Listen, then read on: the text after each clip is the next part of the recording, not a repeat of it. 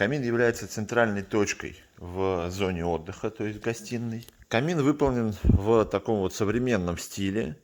В обязательном порядке мы применяем везде только керамические дымоходы, которые потом по дизайну и техническому заданию облицовываются. В данном случае и вокруг него сделан короб и применена технология микроцемента. По той же технологии применена и остальная облицовка этого камина. Этот подиум, который от камина идет, он продлевается в краю и занимает практически всю ширину. Шиберная заслонка, которая регулирует тягу из трубы. У нас есть подача воздуха в обязательном порядке. У нас есть заслонка для этого воздуха. Вот так вот. Ее можно перекрыть, можно открыть максимум. И, собственно говоря, сам камин. Вот так вот открывается. Вот здесь вот огонь.